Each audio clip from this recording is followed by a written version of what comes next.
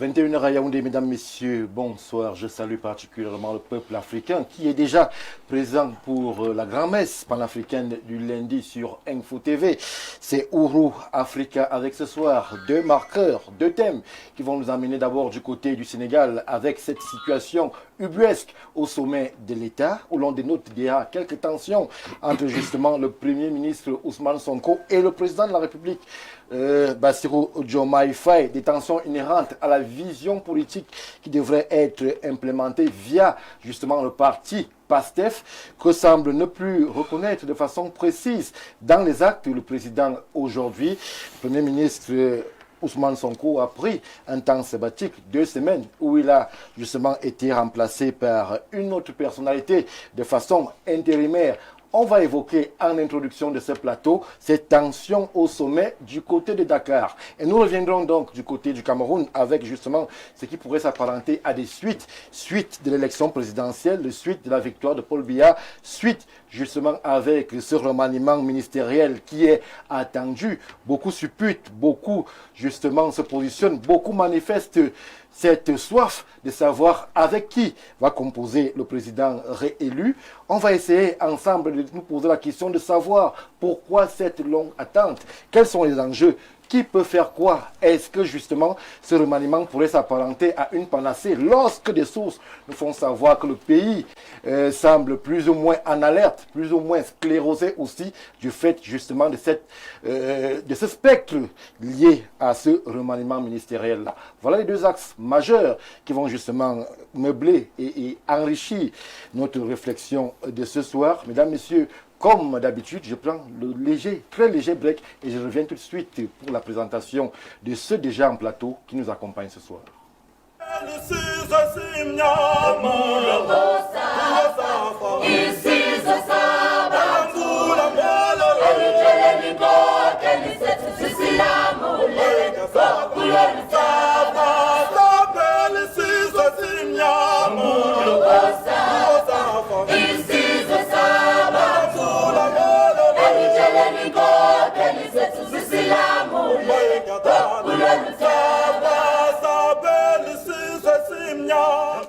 Retour sur le plateau de Ouro Africa, je l'ai dit, pour nous accompagner ce soir, 5 personnalités bien connues. Je commence par justement le doyen François Bikoro qui une fois de plus est parmi nous. Bonsoir doyen.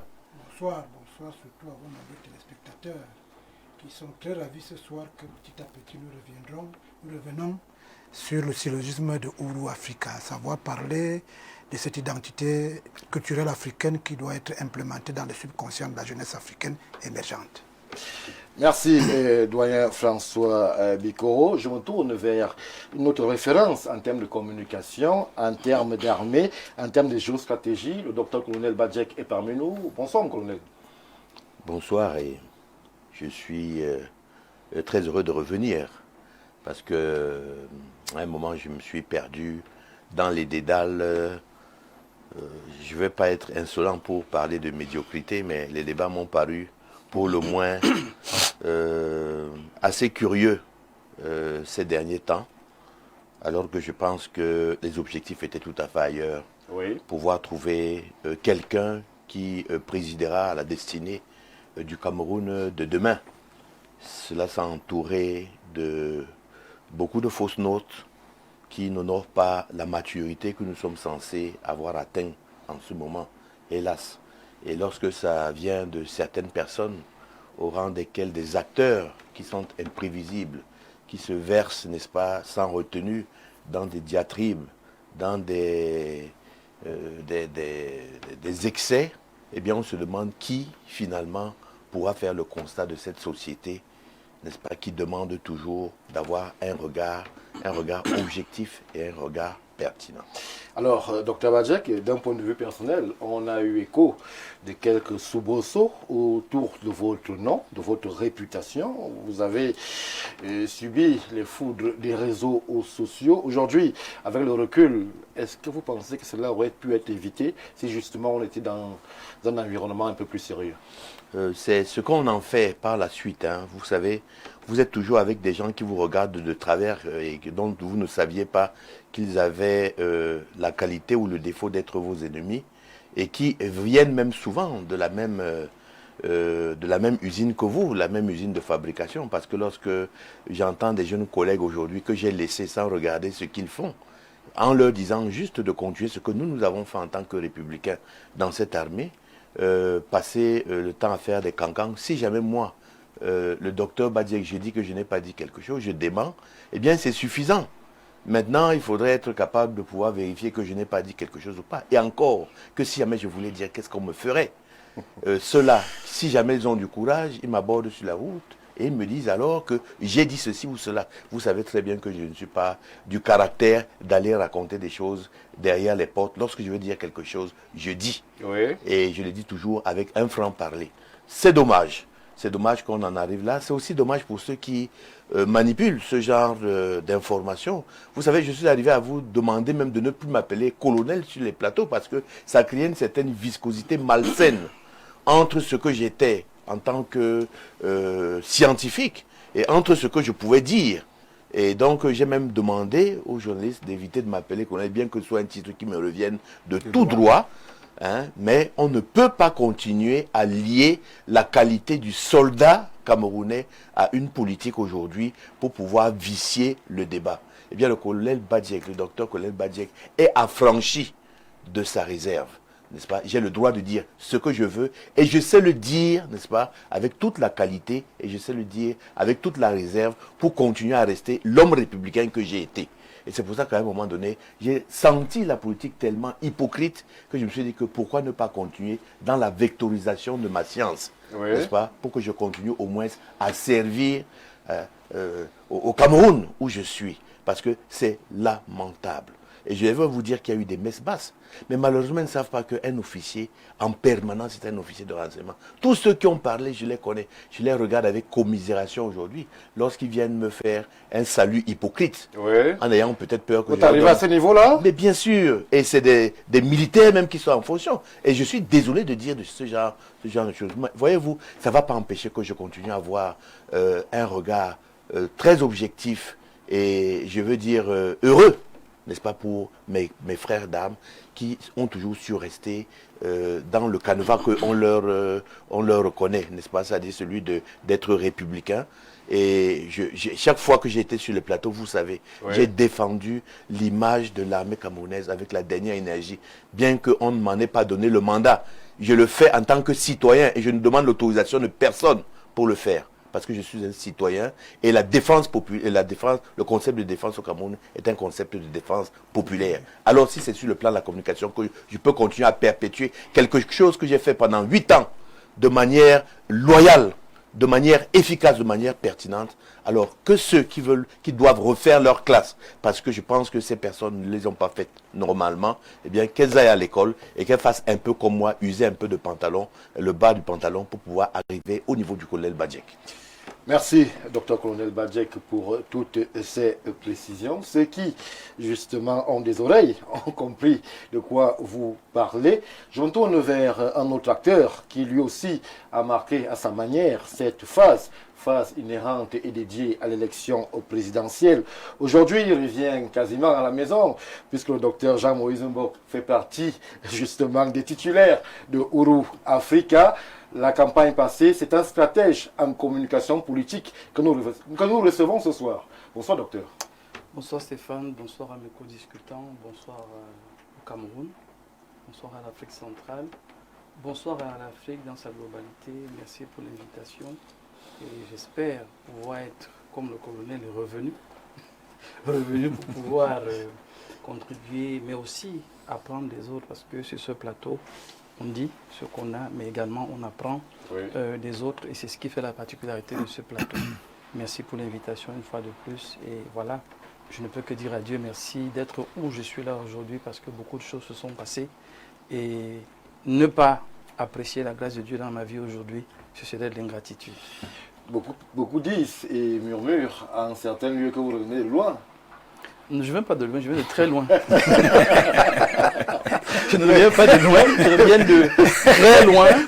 Mais je crois que j'ai envie, comme ça, si vous me permettez, de saluer non seulement les services de renseignement, mais également le côté objectif et avec du recul de la préfectorale au Cameroun, parce que je fais partie de ceux-là qu'on a entendus sans pression, sans bousculade, parce que justement, il y avait des informations de ce que j'étais là pour la République et je vais continuer d'être en politique pour la République et pour aucun autre intérêt. Rien ni personne ne sera mis au-dessus de la paix sociale au Cameroun. Alors, c'est une révélation que vous nous faites. Donc, vous resterez en politique en tant qu'enseignant, en tant que communicant ou en tant que pratiquant? Pour le moment... Puisqu'il y a des échéances qui arrivent. Oui, pour le moment, celui qui est sollicité, c'est l'enseignant, c'est le communicant. Maintenant, le volet pratiquant, il faut bien appartenir à une formation politique. Oui. Pour le moment, je me suis mis en retrait. Je n'appartiens pas à une formation politique. Mais rien ne dit que dans 30 minutes, ça ne pourra pas changer. Il suffit que le Colonel Badjek parle bien. Que le Colonel Badjek parle bien et il pourra... voilà. Donc, mais je souhaite vraiment, avec beaucoup d'humilité, participer à la vie politique de cette nation. Oui. La campagne m'a donné tellement d'idées. J'ai découvert tellement de choses et j'ai compris également qu'on peut faire la politique autrement. Et c'est ce qui m'anime aujourd'hui. C'est une politique de construction, c'est une politique de réalisation et non une politique, j'ai envie de dire comme ça, de self-benefit. Oui. Parce qu'aujourd'hui, il y a ceux qui font de la politique d'abord pour eux, encore pour eux et toujours pour eux, et d'autres qui pensent qu'on peut faire la politique pour les autres et par ricochet, nous-mêmes avoir quelque chose en passant. Donc voilà. Il ne faut pas négliger cet aspect. Non, non, c'est clair que dire que vous n'allez rien gagner vous-même, c'est un mensonge. Il faut aller vers les gens et c'est vraiment un effet boomerang. Ce que vous donnez, très souvent les gens vous le rendent bien. On n'a qu'à voir juste en termes de communication. Je n'ai fait que donner ce que j'avais compris, oui, ce que j'avais, mais le retour que j'ai de l'appréciation des aînés, de mes pères et puis des petits frères, je ne peux que dire à Dieu merci.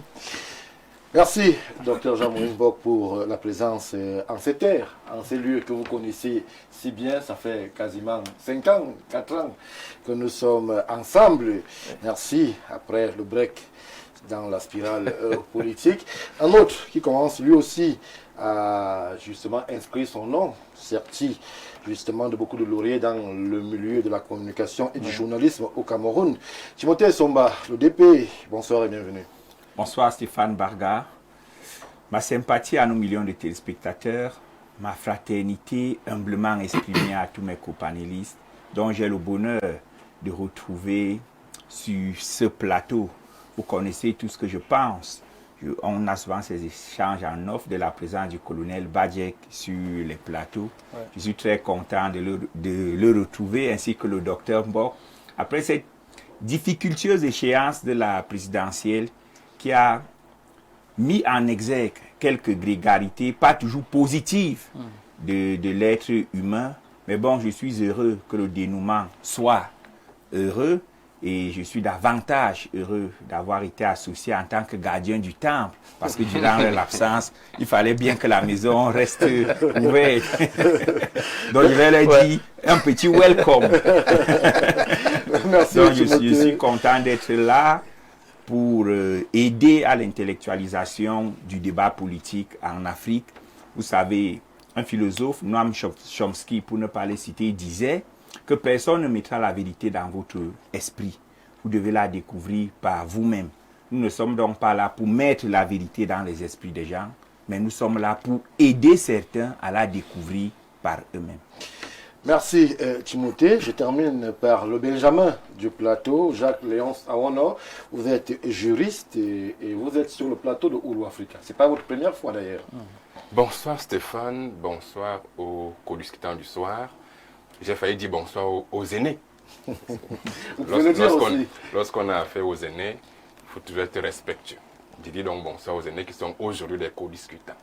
Bonsoir aux millions de téléspectateurs d'Info Télévision à travers le monde. Oui. C'est un heureux d'être là. C'est un heureux surtout de retrouver les plateaux de Ouro Africa. Ça faisait un moment.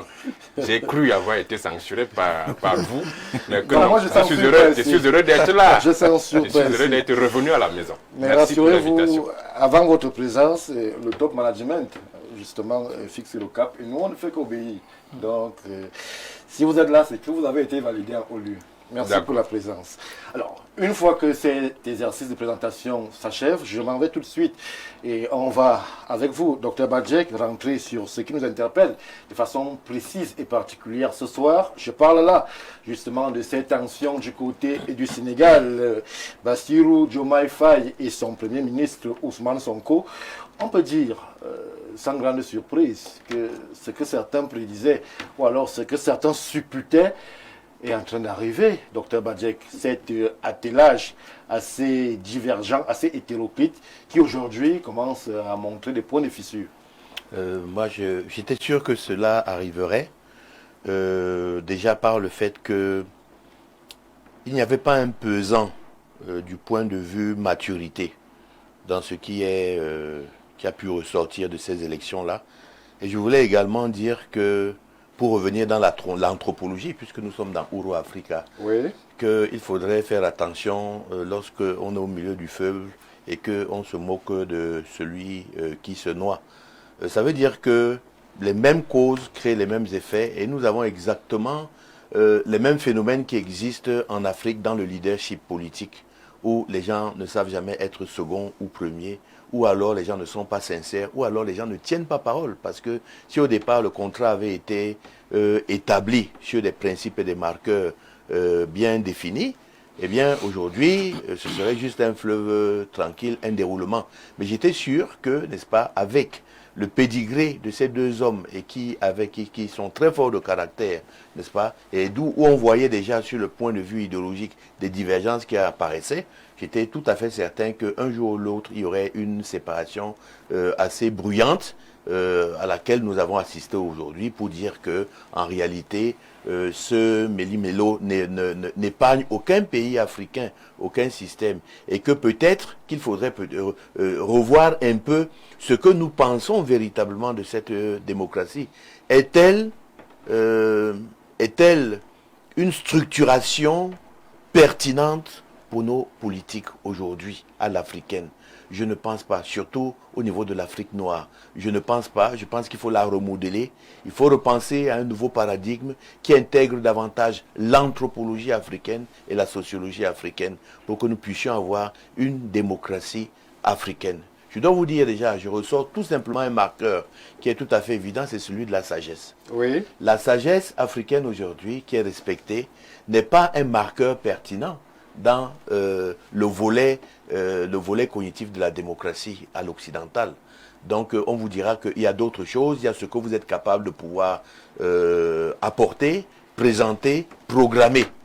Alors que chez nous, la sagesse est un élément fondamental, est un élément qui est important.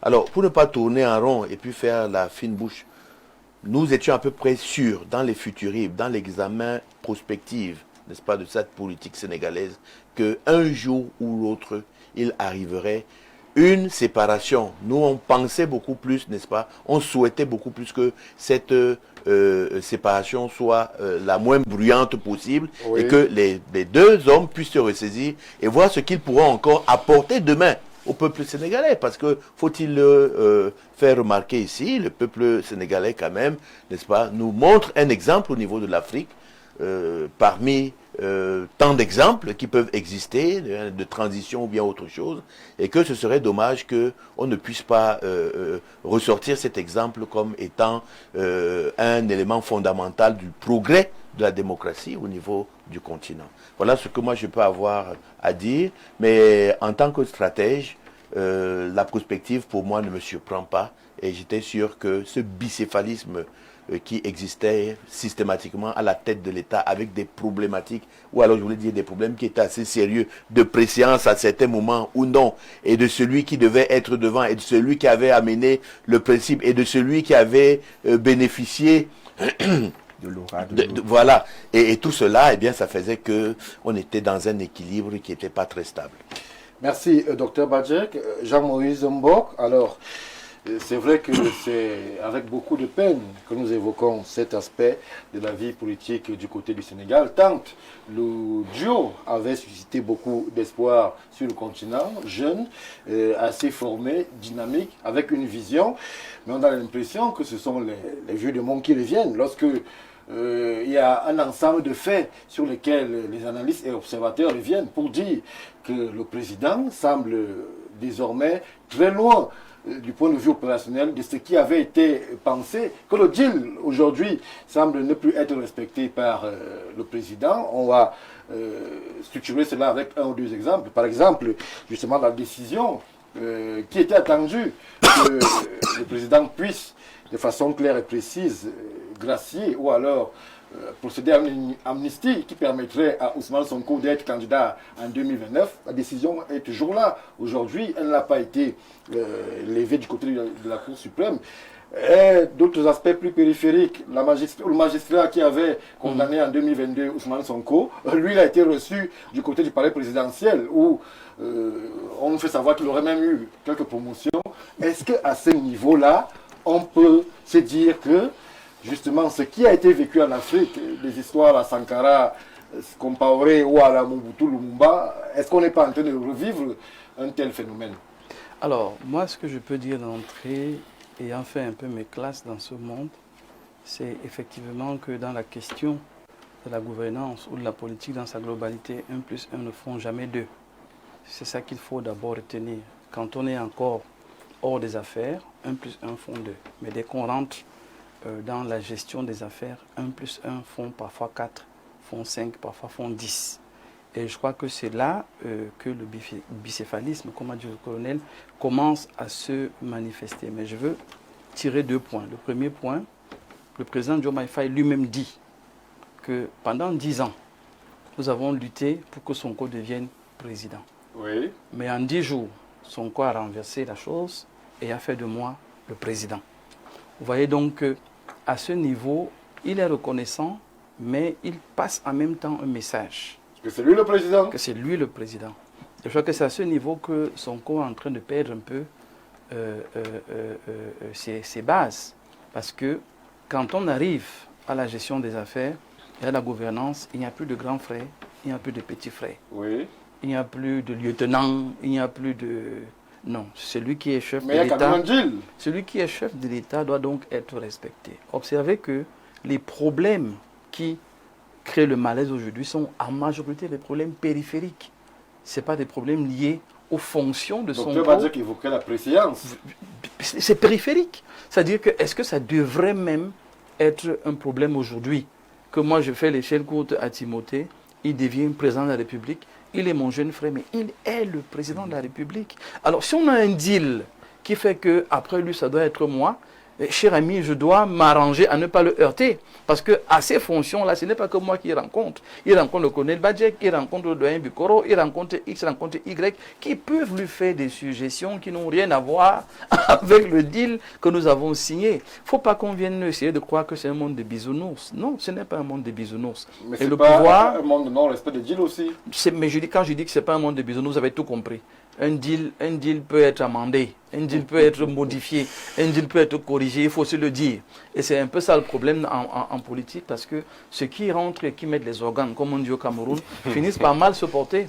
Mal se porter parce que vous ne comprenez pas que parfois les silences de l'autre, c'est de la provocation. Oui. Parfois, les revirements de l'autre, c'est de la provocation. Il faut vous pousser à bout, vous pousser à l'erreur. Et quand vous commettez l'erreur, c'est vous qui êtes exposé. Aujourd'hui, avec un regard extérieur, tout le monde qui lit et qui observe va se rendre compte rapidement que le problème, c'est Sonko. Le problème, c'est Sonko parce qu'il ne supporte pas, d'abord, cette question de préséance. Il ne supporte pas le calme et le recul de Diomaye Faye. C'est lui qui est devant, c'est lui qui s'agite, c'est lui qui bouge. Alors il organise un grand meeting et se rend compte qu'il a toujours cette aura, il est toujours adoubé, mais il n'est pas... C'est lui le politique. Il n'est pas celui qui décide. Il n'est pas le leader, Stéphane. Non, il n'est pas le leader. Encore que le patron de PASTEF. je rappelle simplement que Diomaye Faye arrive au pouvoir avec une coalition. Ce n'est pas le PASTEF uniquement, c'est plusieurs partis politiques qui amènent Diomaye Faye. Et à ce niveau-là, le problème récent, c'est la présidente qui est censée harmoniser et améliorer la coalition. Mais vous voyez qu'à ce niveau, Stéphane, moi je crois qu'il faut que nos leaders, ou tous qui aspirent aux questions de gouvernance et de politique, se rendent bien compte qu'il y a un temps pour chaque chose. Se rendent bien compte qu'il faut respecter le leader qui est en place, qu'il se rende bien compte qu'il faut beaucoup d'humilité pour ne pas se retrouver à être humilié demain ou après-demain. Parce que ça commence tout doucement comme ça. Les gens calmes et posés, comme Diomaye Faye là, peuvent vous sortir une carte que vous n'imaginez même pas. Donc moi je pense que Sonko gagnerait à baisser un peu d'un cran, à travailler sur le deal pour que le deal marche et non à essayer de bomber le torse et d'affronter celui qui a le pouvoir aujourd'hui et celui qui tient les rênes. C'est là que ça va mal aller pour lui. Merci Jean-Moïse Mbok, patriarche Bikoro. C'est vrai que c'est une situation assez délicate. On est là dans quelque chose que personne n'avait prévu, malgré que certains disaient et évoquaient justement la solitude du pouvoir. On a beau arriver en groupe, mais une fois, il y a un seul président et c'est lui qui donne et fixe le cap. Est-ce qu'Ousmane Sonko n'a pas assez justement pris observation et connaissance du caractère assez taciturne et placide justement de son poulain d'hier, aujourd'hui président? L'histoire, comme je le dis toujours, a ceci de particulier qu'elle ne s'arrête pas, mais elle bégaye. En réalité, vous êtes en train de faire un débat sur le Cameroun. C'est beau ce que vous êtes en train de faire. Parce que justement, c'est une idée qui vous amène au pouvoir. Quand vous y êtes et quand vous repartez, vous avez une idée du pouvoir. Il ne faut jamais l'oublier. Et il y a des coalitions qui doivent s'effacer face à la réalité du pouvoir. C'est ça.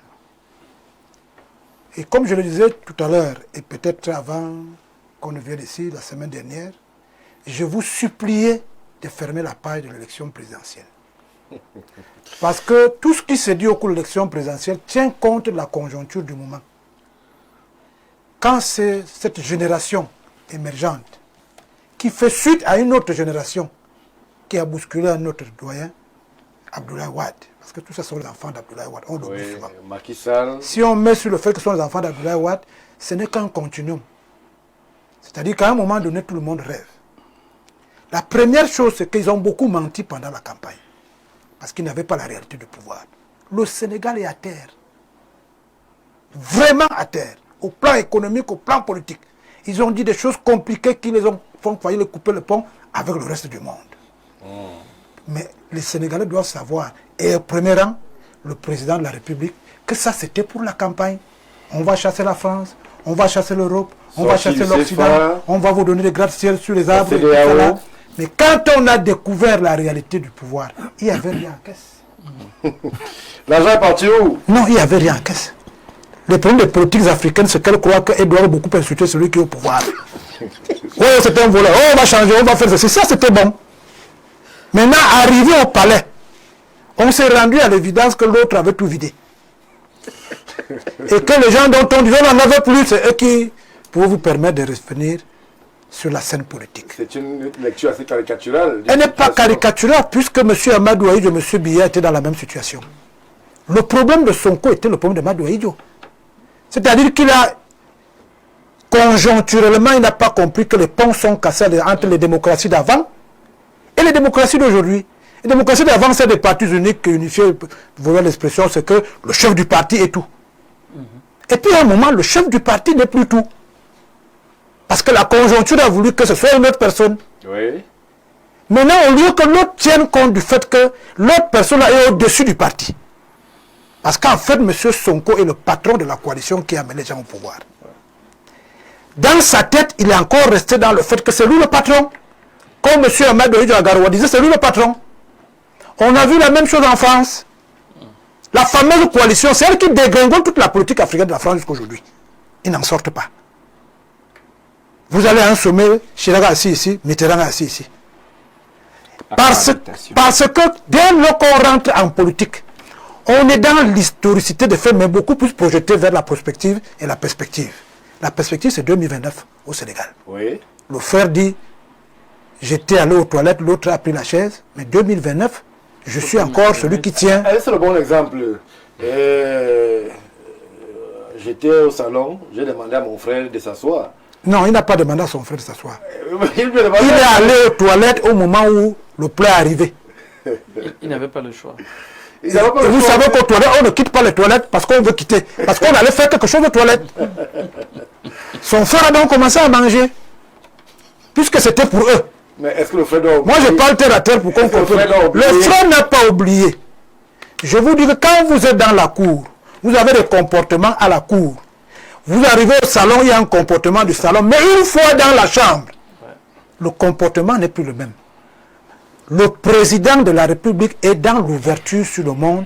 Il a la responsabilité de la société sénégalaise. Qui n'est pas le pasteur, qui n'est pas Djoko et tout ce qu'on a créé ensuite. C'est pour cela qu'il y a... Je vous fais cette histoire. C'est pour que vous compreniez qu'à un moment donné, le président de la République est en responsabilité. Tout ce qu'ils se sont dit en tant que politiciens d'un parti politique, d'un mouvement, ne vaut plus nécessairement à l'exercice de la fonction du président de la République. Parce qu'au départ, vous avez vu, on ne va pas aller en France, on ne va pas faire ceci, on va aller avec, je vais aller avec 2 femmes et tout ça là, je prends ça terre à terre. Oui. Mais une fois entré au palais, la seule chose que Diomaye a faite, qui était une erreur stratégique de M. Sonko, moi je le voyais plutôt à l'Assemblée nationale, là où la politique a pignon sur rue. Je ne le voyais pas en situation de cadet politique vis-à-vis de son cadet physique. Ça veut dire qu'on a faussé la base dès le départ. Lorsqu'on veut remettre un pays sur les rails, on sacrifie généralement les aboyeurs des partis politiques. On va chercher l'expertise là où elle se trouve parce qu'il s'agit des Sénégalais. Et vous avez vu que la première crise était lorsque M. Diomaye veut nommer une dame à la place d'une autre personne. Rentré à la maison, les gens de Sonko lui ont dit, on a l'impression que le petit, entre guillemets, veut nous échapper. C'est des trucs primaires qui ne renseignent pas beaucoup sur la manière de gouverner un pays où il n'y a que les différences.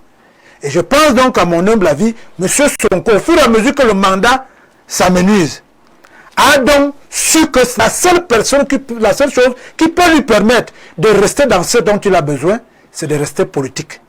Et il se dit donc que pour 2029, si le président de la République veut donner l'impression de se libérer, la seule chose qui peut lui faire avoir l'essentiel du pouvoir, c'est de mobiliser et d'animer l'appareil politique qu'il avait. Mais il oublie que pendant qu'il voulait animer, il y a une faction de cette mouvance qui a décidé que l'on travaille au nom de la République sénégalaise. C'est là que se trouve le problème. Merci. Mais c'est gênant, parce que l'émulsion populaire de la jeunesse sénégalaise depuis Abdoulaye Wade jusqu'à aujourd'hui, ça sera gênant que cette jeunesse émergente tombe sous le coup des égos surdimensionnés des uns et des autres. On doit donc travailler pour que cette jeunesse émergente qui a pris le pouvoir au Sénégal depuis Abdoulaye Wade ne puisse pas tomber dans les mêmes pièges dans lesquels est tombé celui qu'ils ont remplacé. Ils se sont mis ensemble pour remplacer, je préfère le mot, le président qui était à cette époque-là. Comme à cette époque, Macky Sall s'est mis ensemble avec des gens pour remplacer leur père politique, Abdoulaye Wade, les mêmes choses produisant les mêmes effets, ce serait dommage pour vous, la jeunesse, dont on a dit que vous n'êtes pas prêt pour être à notre place. Merci, merci Patriage Bikolo. Alors, Jacques Léon Savono, la jeunesse n'est pas prête, mais pourtant le couple avait fait rêver Sonko, Bassirou.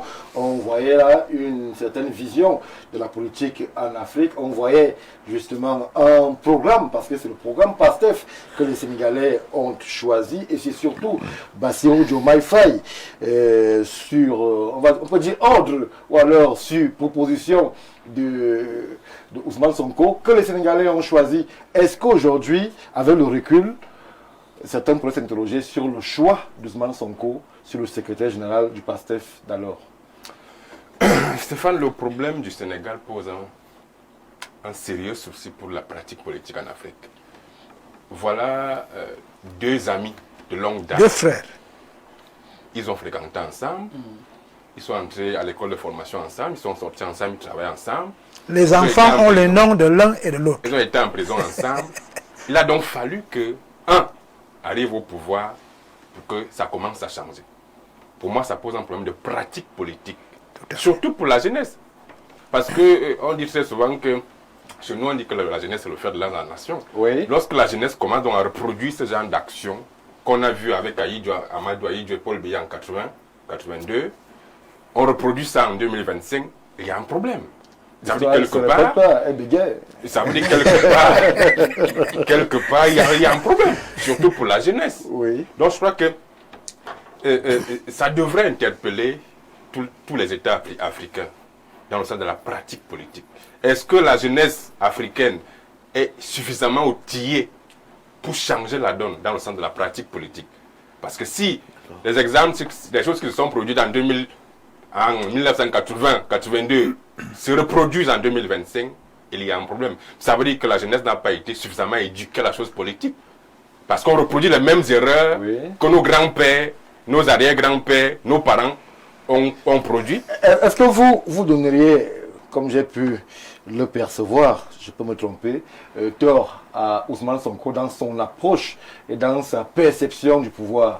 Est-ce qu'il doit comprendre justement qu'aujourd'hui, ce n'est pas lui le mentor du président Bassirou qui est aux affaires? Il n'est que le Premier ministre et que le président, dans son pouvoir discrétionnaire, peut se débarrasser de lui pour des concrets intérêts du peuple sénégalais. On peut facilement donner tort à Ousmane Sonko, mais lorsqu'avec un peu de recul, on comprend que c'est un monsieur qui a une belle dose de légitimité populaire. Tout à fait. À un moment donné, ça peut monter là.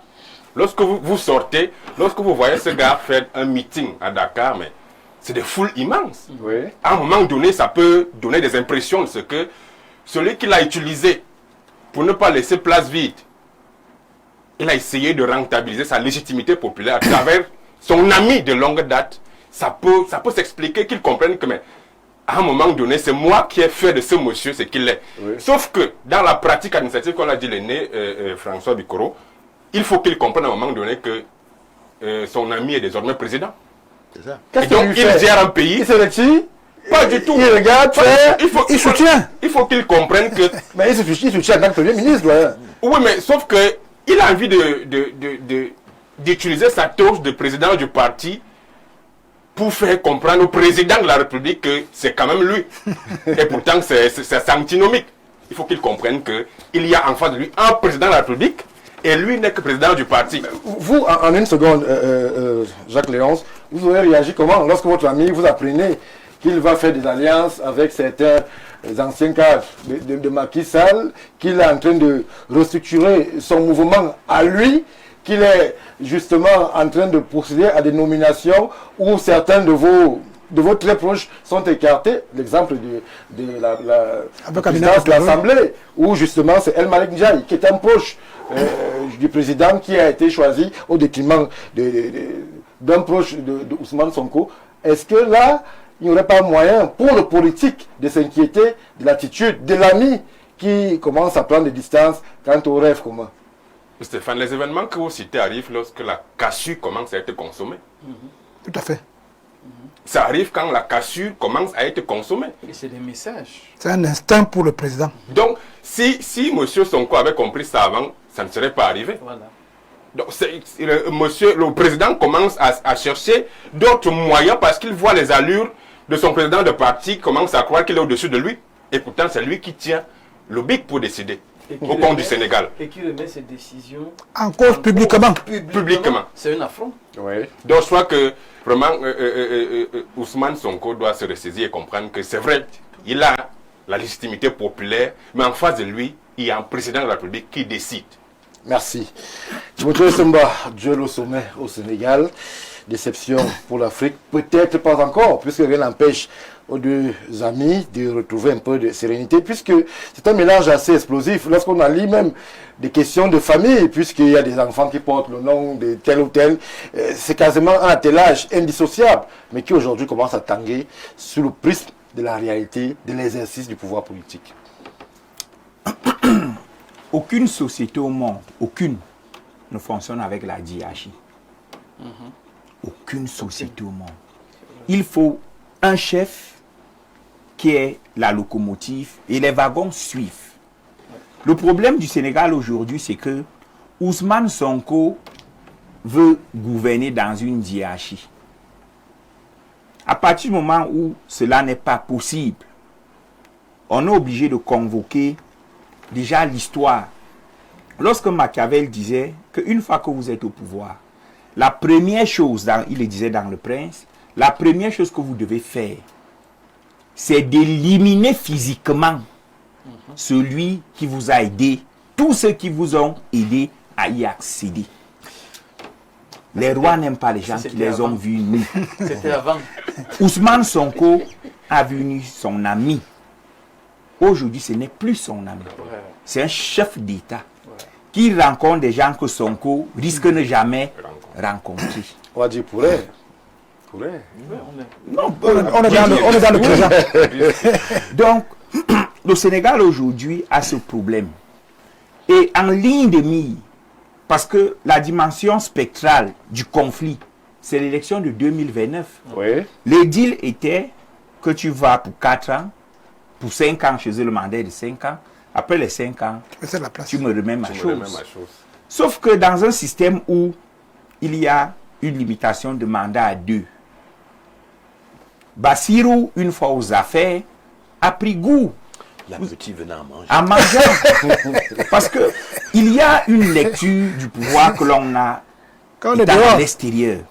Il y a une autre lecture que l'on a une fois qu'on est assis sur le fauteuil. Le président Paul Biya, les doyens vont peut-être me corriger sur les aspects que j'ai oubliés.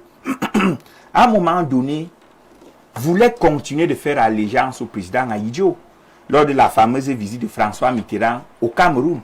Et c'est voyant son hésitation que pour le rassurer, pour le rasséréner, François Mitterrand lui dit, Monsieur Biya, c'est vous le président. la France est à l'aise avec vous. Pas à l'aise, la France est heureuse avec vous. C'était une manière implicite mais certaine de lui dire que l'aide à Idjo, Terminé. passé. Page tournée. Jouez votre rôle. Et vous êtes plutôt bon dans nous. ce que vous faites.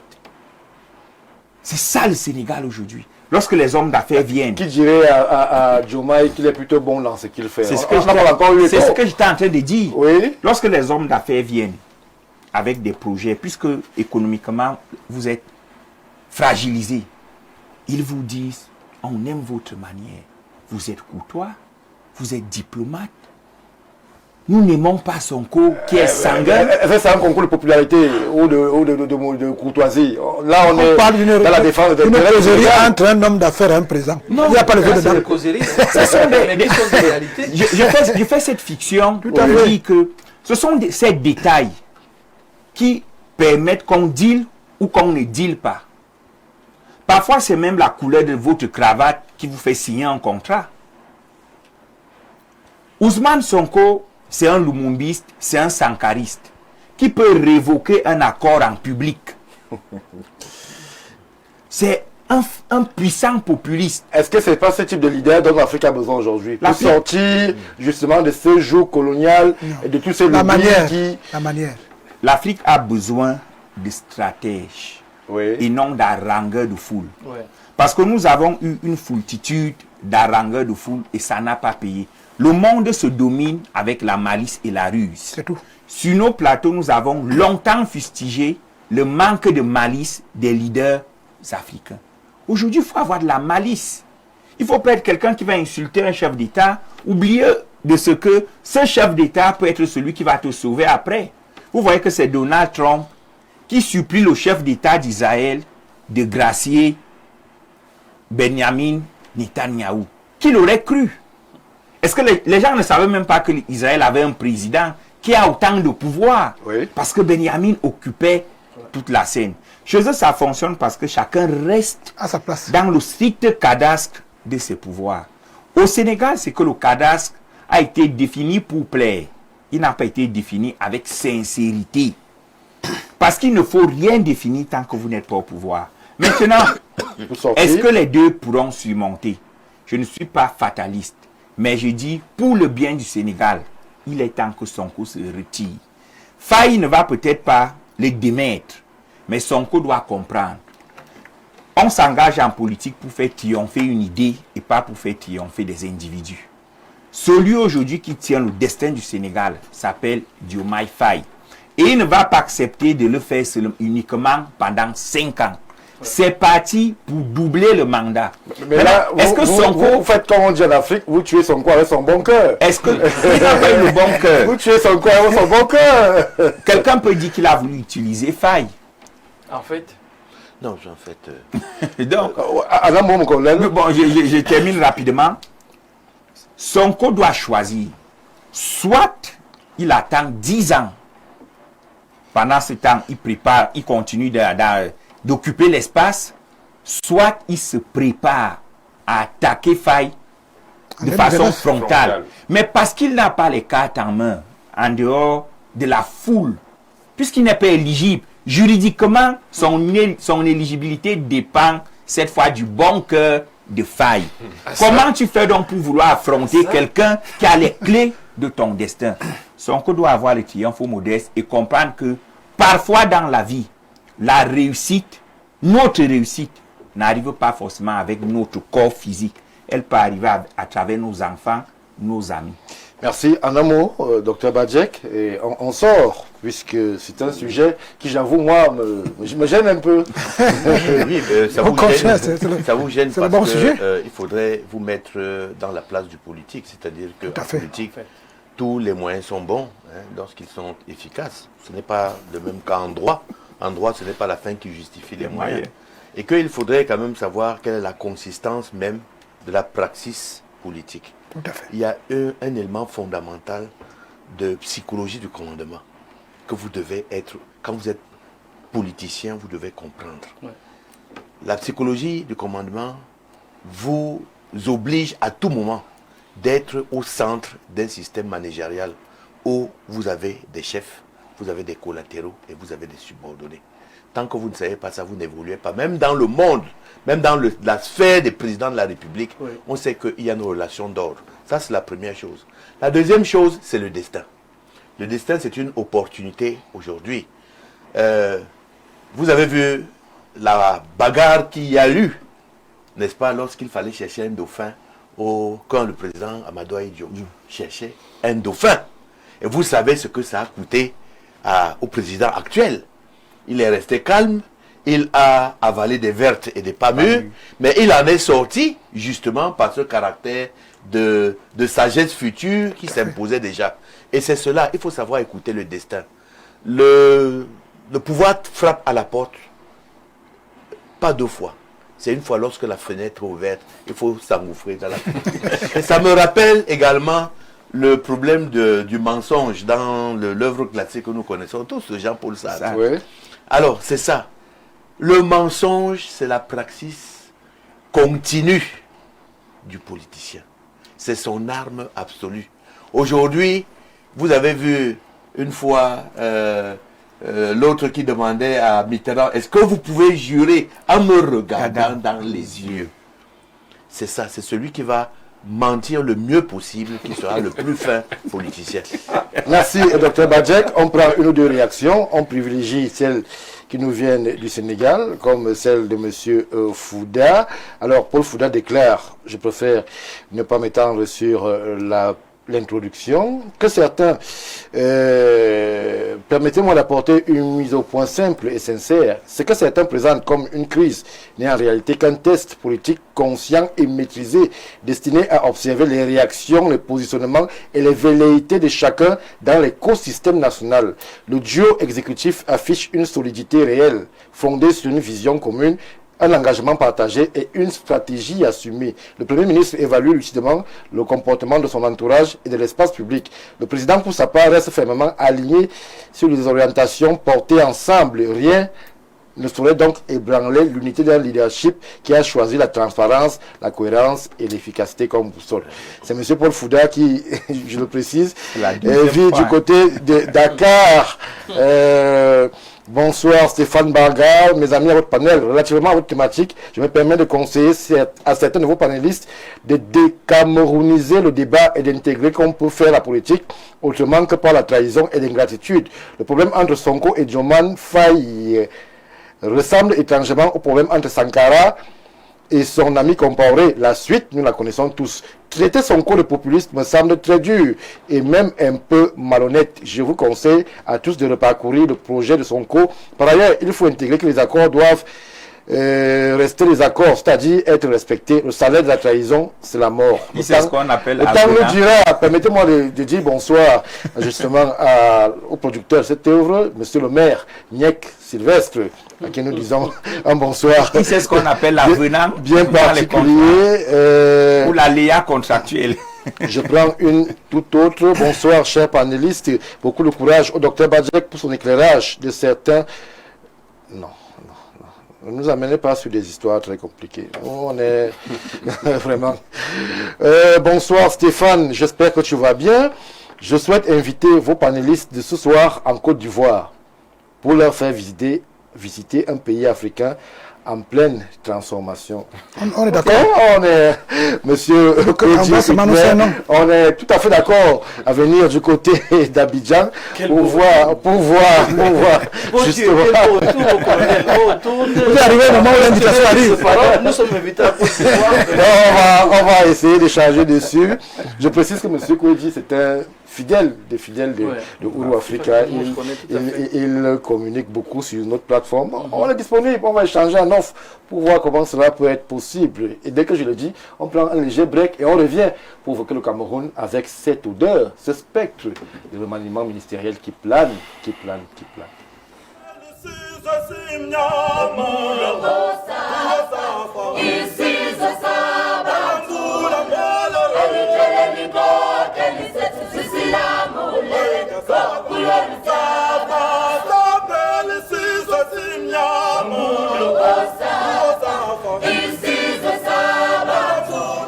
Retour sur le plateau de Ouro Africa, on va évoquer, doyen Mikoro, ce remaniement ministériel. Alors, vous qui connaissez Yaoundé mieux que nous, vous qui connaissez les arcanes du pouvoir de Yaoundé bien mieux que nous, vous qui savez lire les températures, comment est-ce que vous percevez Yaoundé?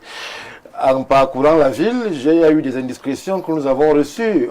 On nous annonce une forte dose de personnages venus d'Inde qui auraient envahi l'hôtel de la capitale. On parle de près de 18 marabouts indiens qui sont dans la ville de Yaoundé.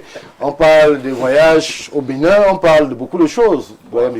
Mes arrière-grands-parents sont pygmées. Ils ne dorment pas depuis. Vous allez chercher l'Inde.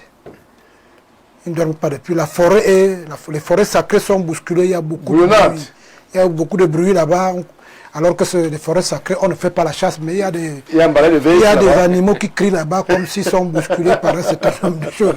Non, bon, voilà, c'était pour rire. Je crois que la notion de diction du gouvernement doit être à l'aune du parcours de M. Biya depuis les 2 coups d'État de 83 et 84. Vous dites 2 coups d'État? Oui, il y en a eu. Je parle sous le contrôle du colonel Badjek. Vous savez, c'est pour cela qu'il vous a dit aujourd'hui, toute analyse doit être politique. La science, c'est dans les amphis. C'est pour cela qu'on a fermé ça dans une chambre. Mais quand vous êtes dehors, quand il pleut, ce n'est pas nécessairement le parapluie à quoi vous pensez. Vous pouvez vous mettre à courir pour aller vous abriter.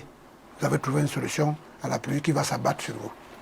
Quand vous voyez le parcours depuis 83-84, s'il y a eu un certain nombre de messages qui ont été envoyés à M. Biya, l'un de ces messages s'est introduit insidieusement dans le premier débat tout à l'heure.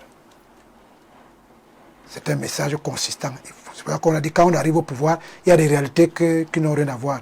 Et quand vous convoquez tous les gouvernements de M. Biya, logiquement, il fracasse la démocratie option occidentale. Parce qu'en réalité, la démocratie occidentale convoque le fait que si tout le monde est parti à la messe le matin et que le pasteur a continué à prêcher 1 heure de temps après, ceux qui sont dehors font une élection, aucune des personnes qui est à l'intérieur de la messe ne va être élue. C'est-à-dire quoi? C'est-à-dire que quand vous finissez une élection, vous devez tenir compte d'un certain nombre d'aléas. Pour les États chez nous qui se construisent anneau par anneau et année par année. Ce n'est pas parce que vous avez eu 97% que vous avez oublié qu'il y a une partie du territoire qui vous a envoyé un message. Est-ce que, en essayant de vous comprendre, ce qui était un exercice difficile, puisqu'on n'a pas le même parcours, est-ce que justement l'urgence, ou alors la situation du pays, ou alors la situation présentée du pays, ne devrait pas amener le responsable en chef à penser que justement il y a urgence à remanier ou alors à faire bouger les lignes dans certains compartiments? Non, le remaniement ne se pose pas en termes d'urgence. Le remaniement se pose en termes de respect des habitudes politiques. Oui. Parce que quand vous mettez urgence, ça crée une subjectivité dans la compréhension. La démocratie type occidentale nous a habitués qu'à l'issue d'une halte bilan qu'on appelle élection, on tire les conséquences de ceux qui sont avec vous et vous déroulez le tapis rouge à ceux qui ont plus dansé pour vous pendant la campagne. Or, tout à l'heure, nous venons de finir un débat où on s'est rendu à l'évidence que M. Sonko doit comprendre que oui, c'est le PASTEF, les coalitions et tout ce que vous voulez qui les ont permis d'arriver au pouvoir. Mais dès qu'on est entré au palais de la République, il y a des réalités dont il faut tenir compte si vous voulez gouverner en paix. Et quand vous voyez que M. le Président de la République, M. Biya Paul, je crois que c'est depuis 2019 qu'il n'a pas remanié, je peux me tromper. Oui, 4 janvier. Qu'il n'a pas remanié. Vous convoquez l'ambiance sécuritaire du pays, ça peut être un message qu'on lui envoie, que ce n'est pas le moment. Vous convoquez la perception que les gens ont du remaniement. Ça veut que depuis un certain temps dans le pays, dès que votre nom sort, toute votre tribu, tous vos amis d'enfance, tout cela, considèrent que c'est leur part que vous venez de leur donner. C'est leur tour de manger. Je ne sais pas si c'est le tour de manger, mais c'est leur part que vous venez de leur donner. Depuis ce jour jusqu'à aujourd'hui, le RDPC, qui a toujours gagné les élections, n'a jamais gouverné sans tenir compte de ces aléas qui sont très importants. Mais maintenant, on sort de 3 ou 2 élections qui n'ont pas connu cette réalité. Oui. Qui suppose que quand on finit l'élection, on fait un remaniement. Il faut partager un peu. Non, on fait un remaniement. Vous n'avez pas de remaniement. Maintenant, on arrive à l'élection, parce que la mère des batailles, c'est l'élection présidentielle. Sauf que cette élection présidentielle a été couplée à d'autres élections aussi importantes pour le citoyen lambda.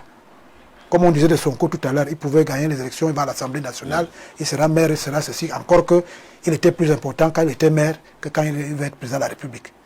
Celui qui est élu en 2025 ne peut pas oublier ce chantier qui a été chaque fois arrêté ou saccagé dans son parcours. Si on convoque aussi les dénivellations internationales, dont vous savez qu'elles créent beaucoup d'incompréhension aujourd'hui. Je prends l'affaire nord-ouest-sud-ouest. Elle va au-delà de nos contingences locales.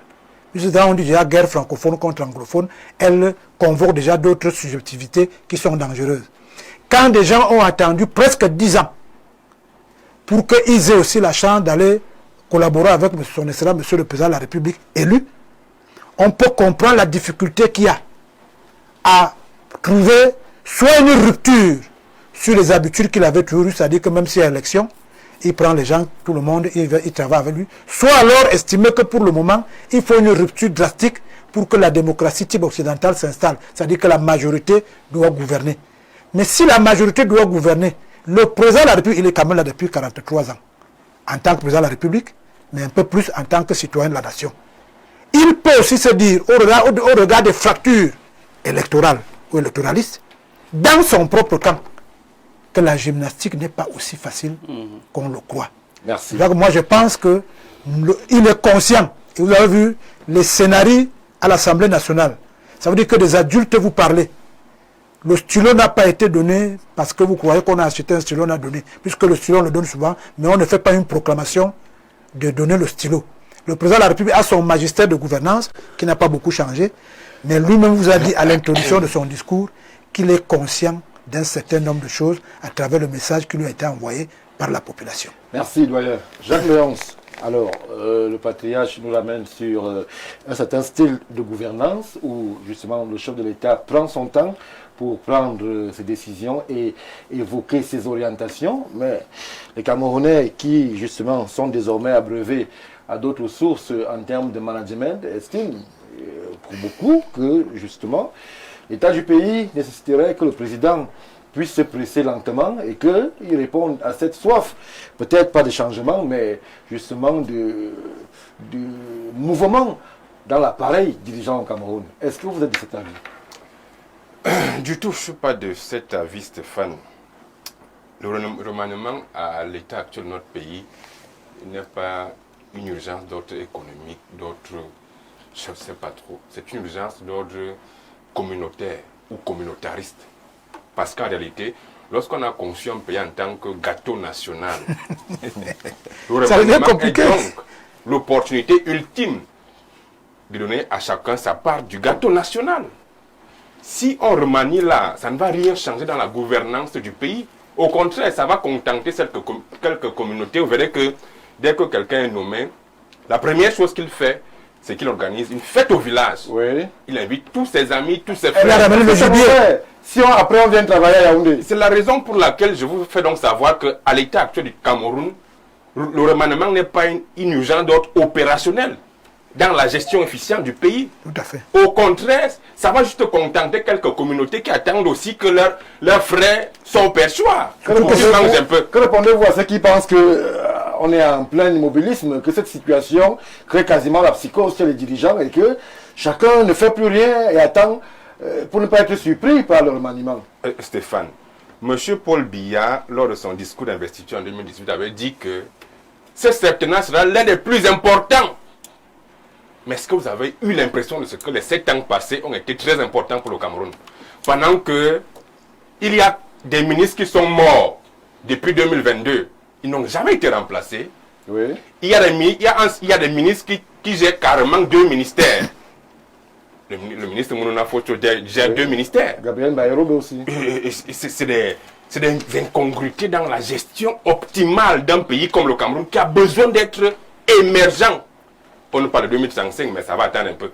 Parce que lorsqu'on voit comment le Cameroun est géré, on n'a pas l'impression de ce que M. Paul Biya et ses amis veulent rendre le Cameroun émergent. Voilà pourquoi, pour moi, le remaniement n'est pas une urgence opérationnelle dans la gestion efficiente du Qu'est-ce que vous Cameroun. proposez, puisque nous sommes en situation de pédagogie aussi?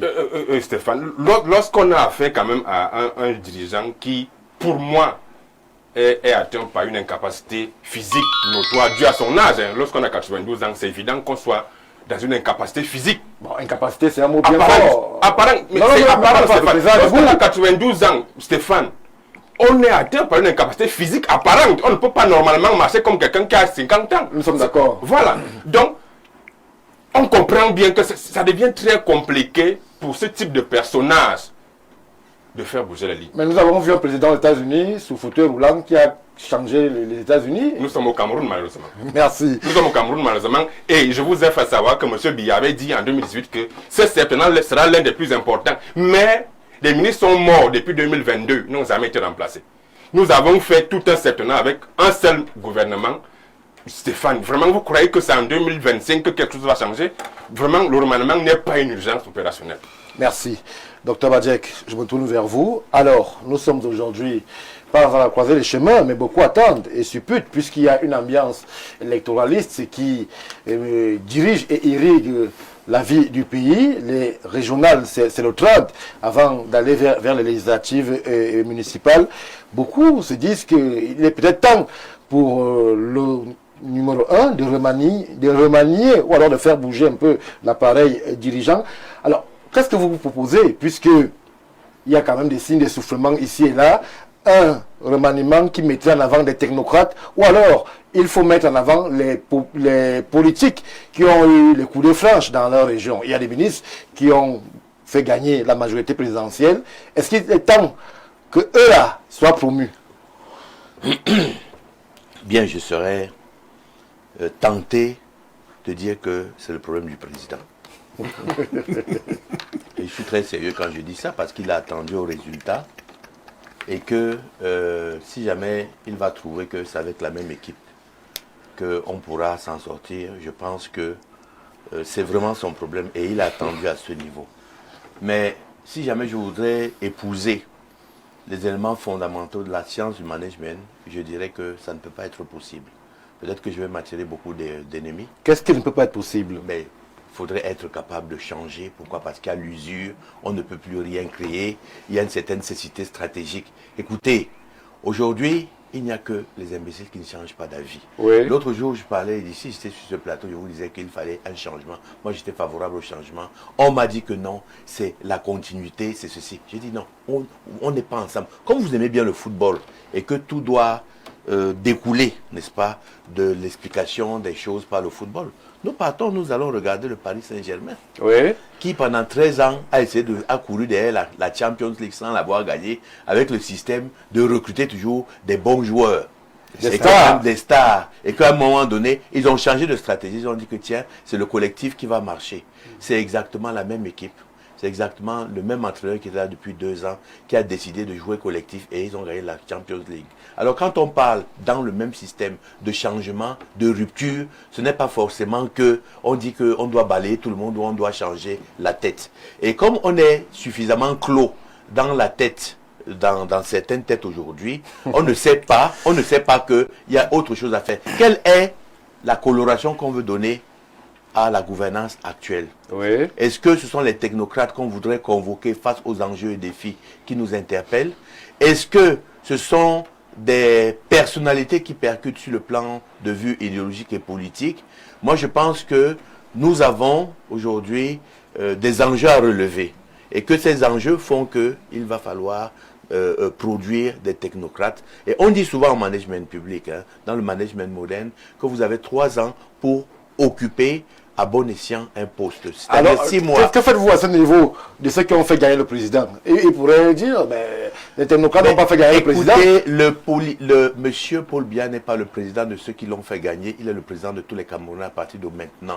D'accord? Et c'est un peu ce qu'il faut. Il faut cesser de le mettre dans ce vase où les gens l'ont fait gagner. Et si donc il voulait le faire gagner, je pense que c'est très bien. Il a gagné, maintenant il appartient aux Camerounais et il doit être... et je sais qu'il a cette maestria de toujours sentir et de savoir ce qu'il va proposer de mieux, n'est-ce pas, pour le destin du Cameroun. Bon, alors, vous m'avez coupé quand je vous parlais du management public, qui ne s'encombre pas de l'usure. Vous savez toujours qu'on a 6 mois pour faire l'audit. De où on va. On a 6 mois pour faire ces propositions et après on a 1 an et demi pour les implémenter et on a 6 mois pour donner le relais à quelqu'un d'autre qui viendra recréer, parce que la même personne ne peut pas continuer à le faire tout le temps. Mais aujourd'hui, j'ai bien l'impression que plus on vieillit sur ce que nous avons à faire, sans travailler, sans axiologie stratégique. Non, c'est bien ce qui se passe. La vision, c'est le chef de l'État et c'est lui qui est élu. La vision, c'est le chef d'État qui la donne. Il donne une vision globale. C'est au sectoriel de trouver... D'implémenter. Non! Voici la démarche. L'axiologie stratégique, c'est les sectoriels. Maintenant, ils implémentent avec une série d'actions programmatiques, n'est-ce pas? Et avec des KPI, des Key Performance Indicators, pour savoir où est-ce qu'on en est. Et on ne peut pas... être toujours en train de savoir où on en est ad vitam aeternam. Mais qui doit faire le suivi évaluation lorsque vous, justement, au niveau des sectoriels, ça coince, comme beaucoup semblent le penser au Cameroun en ce moment? Il y a un suivi évaluation qui doit être fait. Mais dans les ministères, que font les conseillers techniques? Que font les inspecteurs? Ils inspectent quoi? Le nombre de photos qu'il y a sur les murs des ministères? Attendez, il faut quand même qu'on arrive à adopter, à se marier avec un système managérial qui soit moderne. Aujourd'hui, il faudrait changer de paradigme. Et c'est ce que je suis en train de dire. Il faudrait être capable de répondre à ce que le peuple veut aujourd'hui. C'est le peuple qui a élu le président. Et moi, je pense qu'aujourd'hui, le gouvernement qui devrait arriver, je le pense, avec toute humilité, le président va penser ce qu'il veut. Et c'est lui qui est élu. C'est lui qui a le bâton de commandement. Il a son pouvoir discrétionnaire. Et c'est pour ça que je dis qu'il fera ce qu'il voudra. On va arriver à un moment... Il peut être capable de dire que, écoutez, moi je continue avec la même équipe. Nous, le peuple, on n'a pas, il ne faudrait pas qu'on ait cette opinion qui s'ingère directement dans les affaires d'État. Au demeurant, vous allez dire qu'aujourd'hui, Monsieur le Président de la République portait la veste noire parce qu'on vous préfère la veste, cette veste-là, la veste de coloris marron. Il est président de la République et il est responsable, donc, n'est-ce pas, de sa politique. À partir de ce moment, il sait quelles sont les étapes qu'il devrait choisir pour y arriver. Mais moi, je pense que, très honnêtement, nous devons être capables de changer ou interchanger. Il faut aussi avoir cette possibilité de prendre un ministre, le mettre ici, pour qu'il aille aussi exprimer, expérimenter ses talents ailleurs. Mais rester toujours avec les mêmes, je pense que ça crée quand même un certain phénomène d'usure. On n'a plus rien à apporter, on n'a plus rien à créer. Merci. Alors, docteur Mbok, beaucoup s'interrogent au Cameroun sur justement cette sclérose, qu'on ne va pas dire contre-productive, mais qui, à certains domaines bien précis, peut être préjudiciable à l'ambition qui est celle d'émergence en 2035. Qu'est-ce qui est si compliqué que ça, d'enlever quelqu'un qui excelle dans un domaine pour l'amener, puisqu'il y a des exemples, il y a des référents que tous les Camerounais connaissent. On a vu des directeurs généraux, des ministres exceller. On aime bien souvent évoquer la CNPS sur ce plateau, peut-être on pourrait l'envoyer quelque part. Je ne dis pas que la CNPS n'est pas là où il devrait être. Loin de moi cette idée. Mais ceux qui excellent, on pourrait les amener aussi à aller aider là où ça va moins fort. Qu'est-ce qui est si compliqué que ça de dynamiser une machine qui pourtant, ce n'est pas la compétence et la ressource humaine qui manque au Cameroun? Alors, je vais m'aligner au propos du colonel Badjek parce qu'effectivement, c'est le problème du chef de l'État. Je vais m'appuyer sur son discours d'investiture. Oui. Qui, je prends juste un extrait, qui dit « Au moment de prendre mes fonctions, je mesure pleinement la gravité de la situation que traverse notre pays. Je mesure le nombre et l'acuité des défis auxquels nous sommes confrontés. Je mesure la profondeur des frustrations, l'ampleur des attentes. Je mesure l'importance des responsabilités qui vont être celles du président de la République. » Voilà ce qu'il place, et pour moi, le décor est planté à partir de là.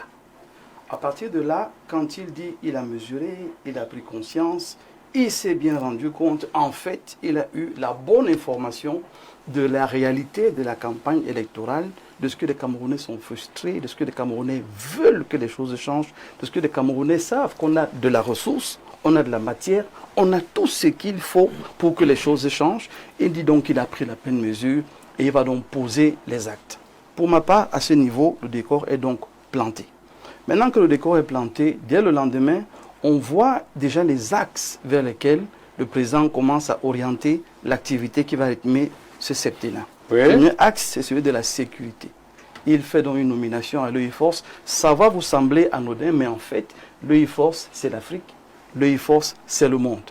Donc il tend la main au monde pour dire « je veux collaborer avec l'extérieur » en faisant un travail excellent à l'intérieur. Ça, c'est les axes. C'est la priorité des Camerounais. Mais écoutez, Stéphane, là, on est Stéphane, dans un duel qui pourrait amener... Laissez-moi terminer. Laissez-moi terminer. J'ai parlé de 5 axes. Oui. Et les 5 axes sont mis ensemble. Ne les dissociez pas. Le deuxième axe, c'est la paix sociale.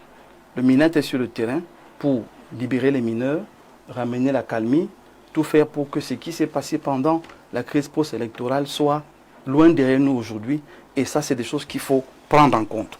Troisième axe, c'est au niveau de l'économie, où le ministre des Finances vous annonce les réformes, les innovations, les transformations qui vont avoir lieu. C'est des éléments à prendre en compte. Parce qu'en fait, ça va être des indicateurs pour installer les réformes. Et après les réformes, il y aura un remaniement. Mais c'est un construit qu'il faut intégrer. Parce que quand le président dit « j'ai pris acte », ça veut dire qu'il faut que j'étudie la question avec profondeur.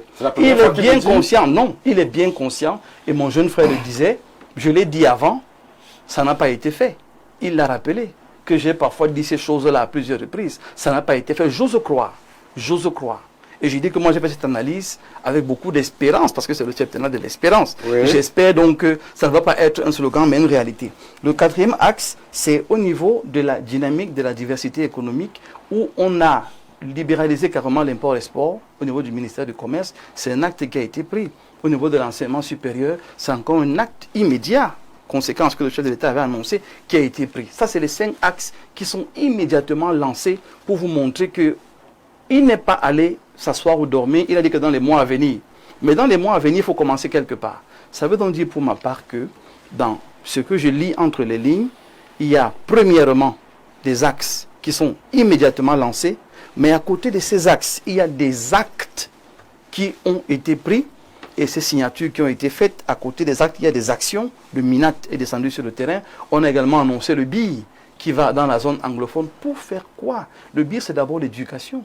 Le BIR, c'est d'abord le rassemblement. Le BIR, ce n'est pas seulement la guerre. C'est d'abord le rassemblement, l'éducation, avant d'aller plus loin. Oui. Mais c'est des actes qui devraient montrer qu'ils touchent et la zone anglophone et les différentes préoccupations de la jeunesse et l'international, parce qu'il a également appuyé la diaspora. Et maintenant, là, ce gouvernement-là, en tout cas lui et ses équipes, sont dans la phase de l'analyse, des enquêtes et des réformes. Qu'est-ce qui va être mis sur pied immédiatement? C'est à cette phase qu'ils sont. Et après cette phase-là, va donc forcément intervenir le remaniement. Donc je pense pour ma part, et je sors par là, que c'est un construit qui a déjà commencé, qui est même déjà au 3e acte. On a pris les actes, on a pris les actions. Maintenant, les enquêtes, et vous le disiez comme pourri, mais c'est une réalité. Les hôtels sont bondés. Chez les Pygmées, ça court, ça saute. Parce que probablement, c'était attendre que les choses se passent. Donc le remaniement n'est pas la condition sine qua non pour qu'on réussisse. C'est les réformes d'abord. Et quand ces réformes vont être bien prises, le reste va donc couler de source. Donc moi je dis qu'on ne paie rien pour attendre, parce que lui-même il sait que ce septennat, c'est le septennat de la réparation ou de la fracture totale. On va ajouter à justement cette batterie de mesures qui sont prises, cette annonce du ministre du Commerce qui justement annonce une grande campagne de vente des produits de première nécessité à des prix défiant toute concurrence. C'est dans les prochains jours. Effectivement, ça fait partie justement de cette dynamique. C'est-à-dire que vous vous êtes plaint qu'on ne mange pas bien, on court pour faire les actes. Les jeunes se sont plaints qu'on a donné certains secteurs à une certaine tribu, on ouvre. Oui. On se plaint du doctorat, des grandes écoles, on ouvre. Il y a des problèmes sécuritaires dans le NOSO, on ouvre. Il faut pouvoir créer un pont avec l'international, parce que je vous dis que ne négligez pas le volet international. Merci. Le président doit être également reconnu par ses pairs à l'international. Donc cet acte-là est un acte de responsabilité. Bonsoir Stéphane Barga, rebonsoir à ton panel. Relativement à votre thématique, je me permets de conseiller à certains. Bonsoir Stéphane, sortez du paradigme selon lequel le président est bon et son entourage est mauvais. Je ne sais pas si ça a été dit sur ce plateau. À mon avis, personne n'a fait élire le président. C'est lui-même le problème. Lorsqu'il se portait candidat, il savait pourquoi. Il doit donc savoir avec qui il peut gouverner et veut gouverner. Les Camerounais n'ont rien à attendre d'un quelconque gouvernement. Ils attendent tout du président de la République. Malheureusement, le président ne me semble plus en capacité de se remettre en question lui-même pour remettre son gouvernement en cause. Merci à vous, monsieur le maire Sylvain Strignac, pour cette deuxième participation. Timothée Somba, remaniement ministériel, les Camerounais attendent, mais il y a plutôt des réformes qui leur sont servies. Où sont les réformes là? Les réformes que le docteur Mbok énumère sur ce plateau. Nicolas Boileau Despreux disait: ce qui se conçoit bien s'énonce clairement et les mots pour le dire arrivent aisément. Oui. Lorsque le docteur Mbok parlait tout à l'heure, j'étais agréablement surpris parce qu'il n'y a qu'une érudition comme la sienne qui pouvait lire tout ce qu'il a lu. Décrypter cet agencement présidentiel. C'est vrai que c'est un exercice assez difficile. Moi-même, je me suis perdu. Et c'est donc ça le souci aujourd'hui. Combien de Camerounais ont-ils un tel niveau d'érudition? C'est parce que le message est tellement crypté qu'il y a eu brouille, oui, qu'il y a eu césure entre le sommet et la base. Parce qu'il y a une hyper-centralisation de la pensée, une quasi-lévitation de la cognition. Le Camerounais lambda ne peut pas comprendre. Qu'est-ce qu'il peut comprendre rapidement? Parce qu'on a un chef d'État qui a déjà fait, qui vient d'entamer la 44e, qui vient d'entamer la 44e année, et qui est là depuis, qui a un certain âge, c'est le sage d'Afrique. Il a déjà eu le temps, parce que c'est lui qui dirige ce pays depuis que nous sommes nés. Il a déjà eu le temps de tout observer. Oui. C'est la raison pour laquelle lui-même il dit, je m'appuie sur les deux éléments factuels. Le premier élément, c'est le discours du 6 novembre. Lui-même parle des réformes institutionnelles. Le deuxième élément, c'est une sorte d'histoire des 4 dernières années. Oui. Avec 2 événements majeurs qui ont bousculé le Cameroun. Covid-Gate et Can-Gate. Qu'est-ce que vous avez observé pour que les choses aillent vite durant le Covid? C'est l'institution d'une task force qui jouissait de compétences exceptionnelles, leur permettant de traverser toutes les procédures. Ceci a donc permis que les chantiers aillent vite, oui, que les projets qui étaient grippés avant soient vite livrés. Qu'est-ce qui a permis que la CAN se joue? C'est encore l'institution d'une autre task force. C'est la preuve que si on veut, on peut.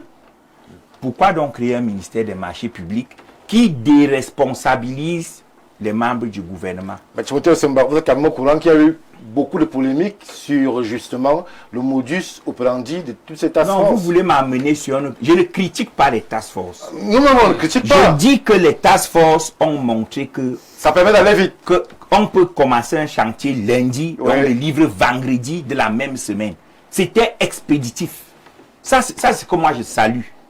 Pourquoi donc créer un ministère de marché public qui déresponsabilise les ministères au point de les émasculer? Quand vous êtes ministre quelque part et que vous ne contrôlez pas vos prestataires, c'est pour ça que les projets traînent. Parce qu'il y a l'ARMP, parce qu'il y a le Minmap. À quoi c'est l'ARMP au Cameroun? À part prendre 10 000 pour chaque marché public. Quel est le rôle de l'ARMP?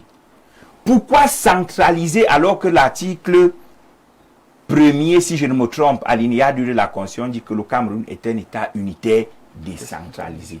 Pourquoi recentraliser les choses? Pour moi, une fois que j'ai planté ce décor, le remaniement ministériel pour moi n'est pas une priorité. Ce serait même la pire des choses à faire tout de suite. Ah bon? Pour moi, qu'est-ce qu'il faut faire maintenant? Il faut un découpage administratif rapide.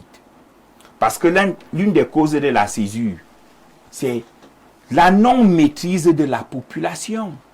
Quand vous avez des communes obèses, je prends le cas de Yaoundé 4, c'est Mvogbi, Koldongo, Mvan et Kounou, une partie de Vermimboman, Odza. Si on envoie 10 forages à Yaoundé 4, combien de populations vont en bénéficier? C'est déjà énorme.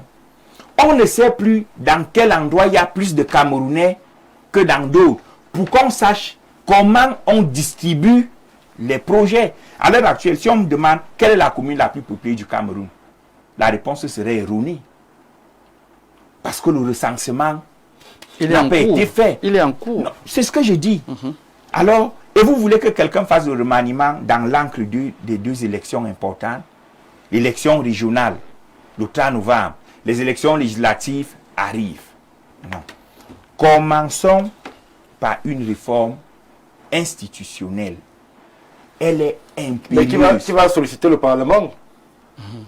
C'est pour ça que non, pas forcément. Pour faire le découpage administratif, on n'a pas besoin de Parlement. Pour augmenter le nombre de députés, on n'a pas besoin de Parlement. 180 députés, c'est petit. Nous vivons ici à Yaoundé 3. Qui est le député de Yaoundé 3? C'est un autre débat, Timothée. Voilà. C'est parce que c'est petit. Parce que c'est un député, c'est le député d'une Fundi. Un Fundi 3. Le Fundi 3 est tellement grand. Il y a Biemassi, il y a Foulani, il y a. On ne le connaît pas. Et le fait qu'il y ait peu de personnes pour faire plusieurs choses, ils n'ont pas le don d'ubiquité. La présence physique est efficace.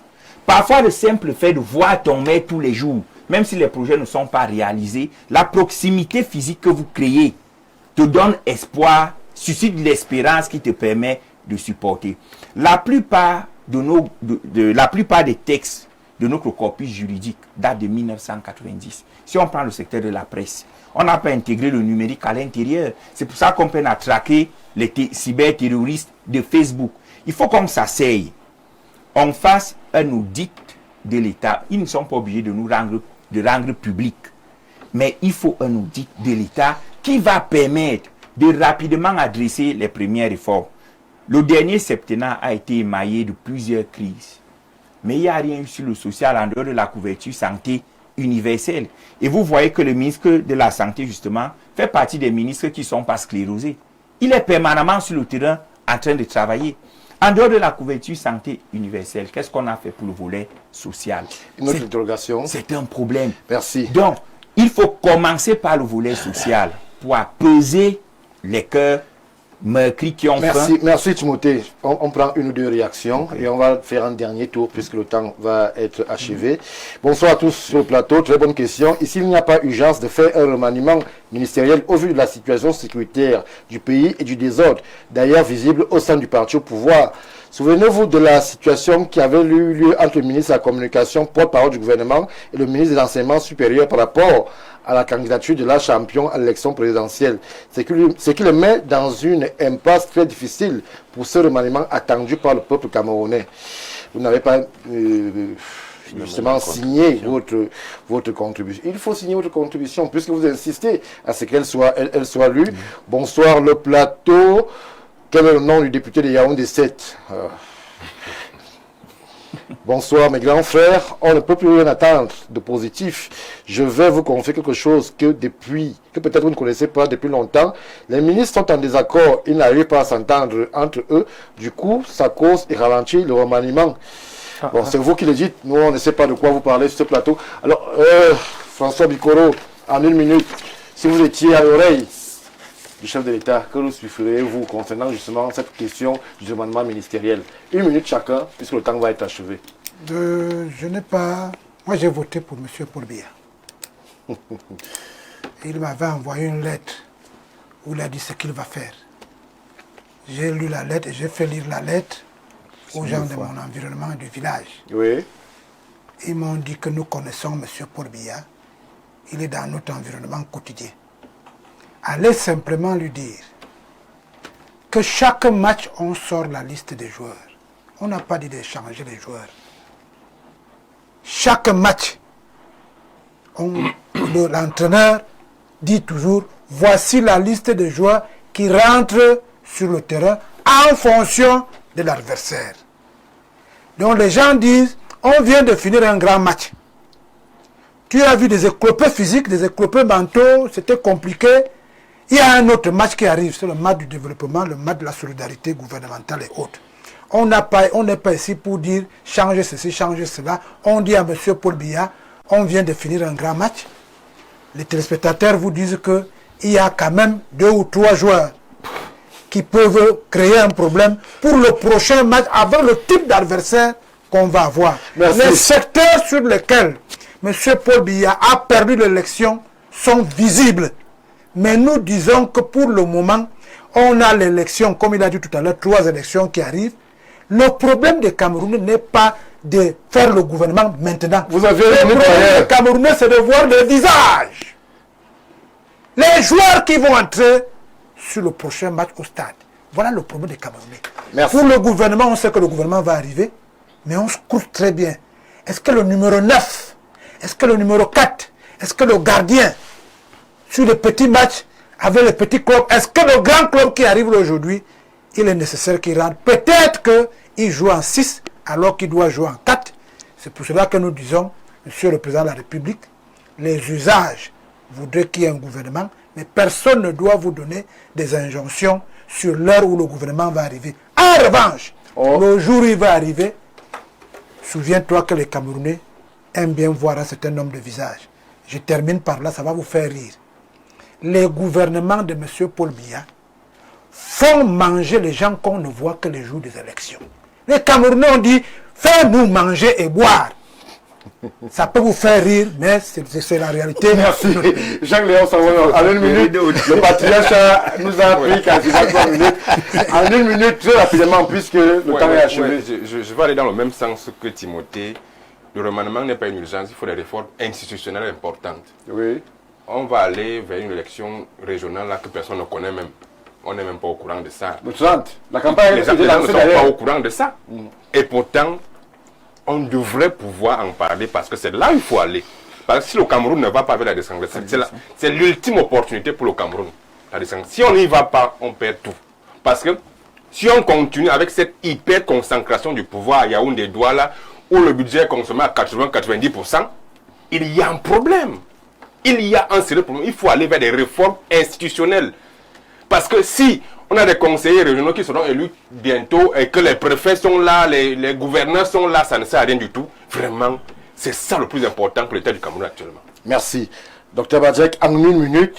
Et en une minute, je ne vais même pas prendre une minute pour le dire. Je suis catégoriquement persuadé qu'il va falloir changer pour apporter les réponses. Vous préconisez le changement? Je préconise le changement. Il faut une nouvelle énergie, une nouvelle énergie, n'est-ce pas, pour faire face aux enjeux, aux nouveaux enjeux et défis qui nous interpellent. Ça peut être peut-être les mêmes. On peut refaire la mayonnaise autrement. Mais je pense qu'il est le changement important. Merci. Jean-Maurice Mbok, en une minute. Vous savez très bien que je fais partie de ceux qui ont porté le projet, qui a mis beaucoup d'accent justement sur la rupture, la refondation et les réformes. Et je l'ai dit sur son nom et sur son large. L'extrait que j'ai pris, c'est simplement une invitation ou une invite au chef de l'État à prendre en compte les projets de société des 11 partis qui étaient en face de lui et d'intégrer que même au niveau des réformes, ce n'est pas la magie qu'on demande. Tout est écrit, tout est inscrit et c'est fortement possible. Maintenant, au niveau du terrain, je l'ai dit, il est dans une dynamique, mais il faut qu'il sache bien que dans cette dynamique, le maillon faible qui a toujours plombé le RDPC, c'est la communication. Au véritable communicateur. Il faut aujourd'hui que le RDPC monte en explication, monte en communication, monte en échange avec le peuple camerounais, parce que c'est lui qui finalement aux affaires. S'il ne s'explique pas, s'il ne communique pas, d'autres personnes viendront communiquer pour eux et parfois avoir une communication qui est erronée. Merci, Timothée. Une minute. J'entre avec cette citation de François Mitterrand, qui est devenue fétiche pour moi. La France, pour se construire, a eu besoin de la centralisation. La France, pour ne pas se déconstruire, a besoin de la décentralisation. Si on parle aujourd'hui d'un remaniement, c'est parce qu'on a cristallisé tout entre les mains des membres du gouvernement. Il faut donc décristalliser la fonction ministérielle pour sublimer les collectivités territoriales. C'est tout ce que le gouvernement aujourd'hui a à faire. Comme ça, il pourra faire 100 ans avec ses ministres. Nous, on va demander des comptes à nos maires et à nos présidents de conseils régionaux. Merci, merci Timothée Somba, merci chers messieurs d'avoir été présents en ces lieux. Merci à vous Stéphane Beckett, merci à vous Arthur Ndana, merci à vous pour les milliers de contributions. Merci à tous ceux qui, justement, de hors du Cameroun, ont pris la peine de nous faire savoir que nous étions reçus et suivis 5 sur 5. C'est Ouro Africa, c'est votre tribune panafricaine chaque lundi, lorsque les 21h à Yaoundé au Cameroun. On va se donner rendez-vous lundi prochain, bien évidemment, en gardant la même lueur, le même sourire pour une Afrique émergente et dynamique. Bien le bonsoir.